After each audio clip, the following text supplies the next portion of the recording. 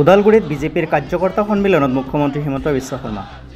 ওদালগুৰি উচ্চতৰ মাধ্যমিক বিদ্যালয়ৰ খেলপথাৰত অনুষ্ঠিত হোৱা সন্মিলনত মুখ্যমন্ত্ৰীৰ সৈতে উপস্থিত থাকে ৰাজ্যিক বিজেপিৰ সভাপতি দিলীপ শইকীয়া।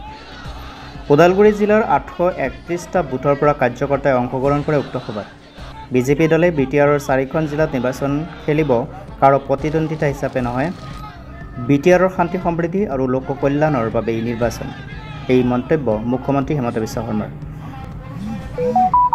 বিটিআৰত উন্নয়ন, সকলোৰে সম অধিকাৰ আৰু বিটিআৰত শান্তি থাকিব লাগে, এইটোৱে আমাৰ উদ্দেশ্য। কংগ্ৰেছ বিটিচিত ঠিকাত এৰি দিয়াৰ বাবে বিটিচিত গোষ্ঠী সংঘৰ্ষ সৃষ্টি হৈছিল, এই মন্তব্য কৰে মুখ্যমন্ত্ৰী হিমন্ত বিশ্ব শৰ্মাই। ওদালগুৰিৰ পৰা মাধৱ ৰবাৰ সহযোগত Dipankar Mahanta report, JNKD news.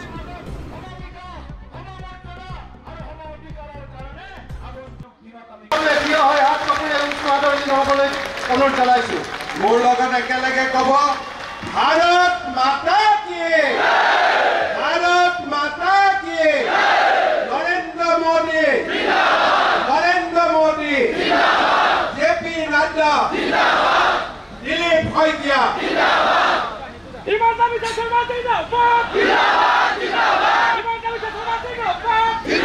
কাৰ্যকৰ্তা সন্মিলনৰ জৰিয়তে আমি আৰম্ভণি কৰিছোঁ। যিহেতু নিৰ্বাচনলৈ মাত্ৰ হাতত 2 মাহ সময়, গতিকে প্ৰতিটো বুথ শক্তিশালী কৰি ৰাইজৰ লগত এটা শক্তিশালী সম্পৰ্ক সম্বন্ধ জৰিয়তে আমি এই নিৰ্বাচনত ৰাইজৰ সেৱা কৰাৰ কাৰণে ৩৫ লক্ষ বিটিআৰবাসী, বিভিন্ন জাতি জনগোষ্ঠী, ভাষা ভাষী, ধৰ্মাৱলম্বী লোকক যাতে আমি আস্থা আৰু বিশ্বাসত লৈ আমি আমাৰ যিটো বিজয়ৰ সংকল্প, এই সংকল্পটোক যাতে সিদ্ধিলৈ ৰূপান্তৰ কৰিব পাৰোঁ, তাৰ কাৰণে আজি আমাৰ আৰম্ভণি হৈছে ওদালগুৰি জিলাত 10টা পৰিষদীয় সমষ্টি। গতিকে আমি মুখ্যমন্ত্ৰী ডাঙৰীয়াৰ আগমন সম্বোধন আমাৰ প্ৰতিগৰাকী কাৰ্যকৰ্তাক উৎসাহিত কৰিছে আৰু মিছন বিটিআৰ, যি আমাৰ সপোন শান্তিপূৰ্ণ, সুৰক্ষিত আৰু বিকশিত বিটিআৰ, এই সপোনক সাৰ্থক কৰিবৰ কাৰণে প্ৰতিজন কাৰ্যকৰ্তাই আজিৰে পৰা কান্ধত টঙালি বান্ধিছে আৰু লগে লগে আমি বিভিন্ন যি চৰকাৰী যিবিলাক জনকল্যাণমুখী আঁচনি আছে, এই আঁচনিসমূহৰ লাভো যাতে ৰাইজৰ মাজলৈ লৈ যাব পাৰোঁ, তাৰ কাৰণেও কাৰ্যকৰ্তাসকলক তেখেতে আহ্বান জনাইছে। আৰু আমাৰ বিটিআৰৰ যি বিভিন্ন ৰাজনৈতিক দল আছে, সেই দলবিলাকৰ বিৰুদ্ধে আমি নহয়, কাৰো বিৰুদ্ধে আমি নহয়, আমি ৰাইজৰ সেৱা কৰাৰ সমৰ্থনত। গতিকে আমি সকলোৱে নিৰ্বাচনত প্ৰতিদ্বন্দ্বিতা কৰিম, আজিৰ দিনটোত আমাৰ সেয়া সংকল্প। আৰু ইয়াৰ লগে লগে আমি বিটিআৰত যি শান্তিপূৰ্ণ বাতাবৰণ নিৰ্মাণ হৈছে, সেই বাতাবৰণটো অনাগত 5 বছৰত যাতে আৰু অধিক শক্তিশালী কৰিব পাৰোঁ, স্থায়ী শান্তি আৰু বিকাশৰ গতিটোক যাতে আৰু দুৰন্ত কৰিব পাৰোঁ, তীব্ৰ কৰিব পাৰোঁ, আৰু সমবিকাশ, সমমৰ্যাদা, সম অধিকাৰৰ যি আমাৰ লক্ষ্য, সেই লক্ষ্যক কেনেকৈ আমি ৰূপান্তৰ কৰিব পাৰোঁ, তাৰ কাৰণে প্ৰতিগৰাকী কাৰ্যকৰ্তাক নিজৰ বুথ শক্তিশালী কৰিবৰ কাৰণে আমি আহ্বান জনাইছোঁ।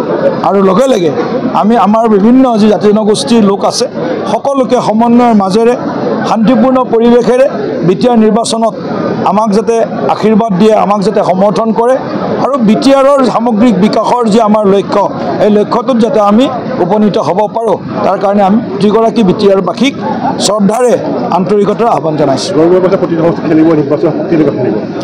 আমিতো বিচাৰোঁ কংগ্ৰেছ দলে ইয়াত নিৰ্বাচন খেলক, কাৰণ কংগ্ৰেছ দলে কেতিয়াবা হাত দাঙি দিছিল, আৰু হাত দাঙা কংগ্ৰেছে যদি হাতখন উঠাব বিচাৰে ইয়াতে তেওঁলোকে খেলিব পাৰে, খেলক।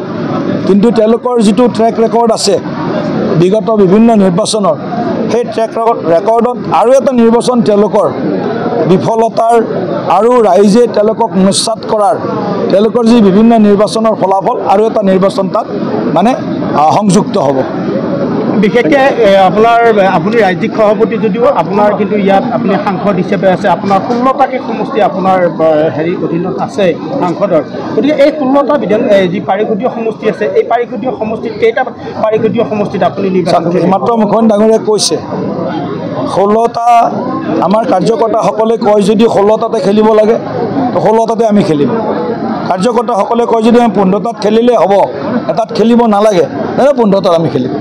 নিশ্চিতভাৱে এটা কথা ক'ব পাৰিব, ইয়াত আচলতে আপোনাৰ সমষ্টিত এইবাৰ বিটিআৰ প্ৰধানগৰাকীও তেখেত আছে, আপুনিও তেখেতৰ কাৰণে প্ৰত্যাহ্বান হ'ব, তেখেতো আপোনাৰ কাৰণে প্ৰত্যাহ্বান নিশ্চয় হ'ব।